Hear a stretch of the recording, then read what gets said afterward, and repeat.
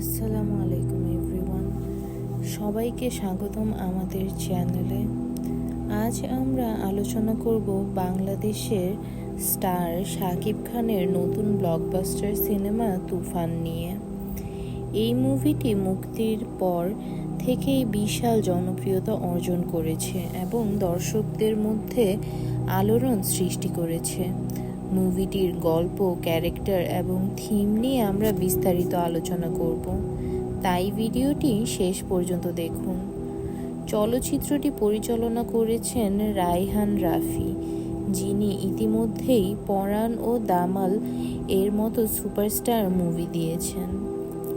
আর প্রধান চরিত্রে আছেন বাংলাদেশের হিরো শাকিব খান, যার ক্যারেক্টার তুফান দর্শকদের এক নতুন অভিজ্ঞতা দিয়েছে।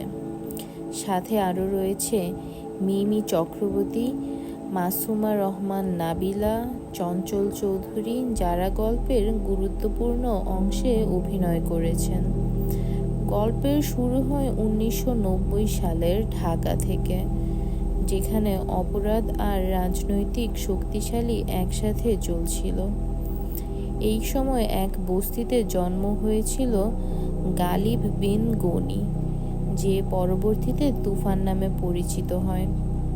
ছোটবেলায় তার বাবা ছিলেন একজন শ্রমিক, কিন্তু সমাজের অনৈতিক তাকে হত্যা করে।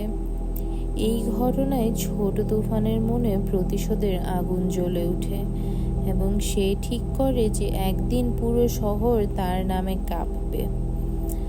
তুফান বেড়ে ওঠে অপরাধের মধ্য দিয়ে। সে ধীরে ধীরে স্থানীয় মাফিয়াদের সাথে জড়িত হয়ে পড়ে এবং শক্তিশালী হয়ে ওঠে।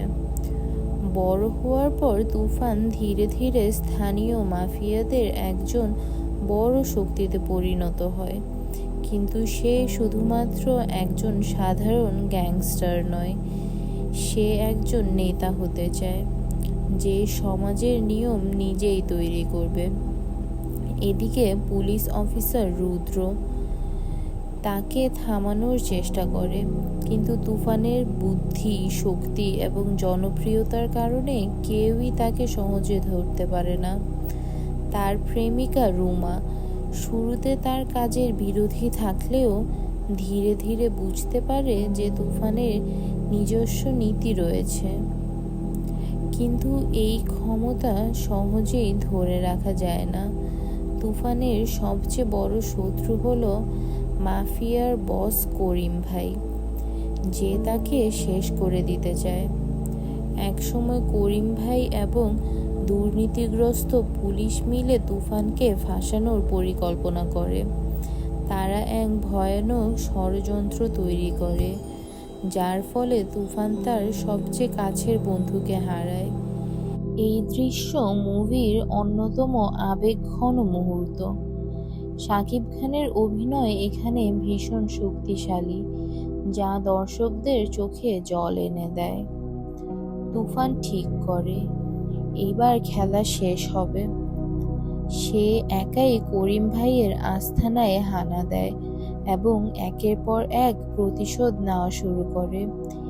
এই অ্যাকশন দৃশ্যটি এতটাই শক্তিশালী যে দর্শকরা হলের মধ্যেই চিৎকার করে ওঠে। সেই মুহূর্তে করিম ভাই এবং তুফানের মধ্যে এক ভয়ানক যুদ্ধ হয়। এই দৃশ্যে শাকিব খানের ফাইটিং স্কিল এবং ডায়লগ দর্শকদের মুগ্ধ করে। শেষে তুফান তার প্রতিশোধ সম্পূর্ণ করে এবং পুলিশের হাতে ধরা দেয়।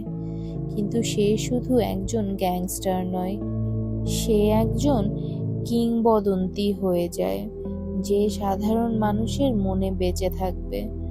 মুভির শেষ দৃশ্যটি দর্শকদের মনের মধ্যে গভীর প্রভাব ফেলে। তুফান কি ভুল ছিল, নাকি সে সিস্টেমের বিরুদ্ধে একজন যোদ্ধা ছিল? এই প্রশ্নের উত্তর মুভি দর্শকদের উপর ছেড়ে দিয়েছে। তুফান শুধু একটি অ্যাকশন মুভি নয়, এটি আমাদের সমাজের দুর্নীতি, অন্যায় এবং ক্ষমতা রাজনীতি দেখানোর একটি মাধ্যম। আজ আমরা বিস্তারিতভাবে তুফান মুভির ব্যাখ্যা করলাম। এটি কি আপনাদের ভালো লেগেছে? আপনি কি মনে করেন, তুফান কি একজন নায়ক নাকি একজন অপরাধী? নিচে আমাকে কমেন্টে জানাতে পারেন। আর যদি এই ধরনের ভিডিও আরও দেখতে চান তাহলে লাইক, কমেন্ট এবং সাবস্ক্রাইব করুন আমাদের চ্যানেল গল্পের শেষ কোথায়। ধন্যবাদ সবাইকে। দেখা হবে পরবর্তী মুভি এক্সপ্লেনেশন ভিডিওতে।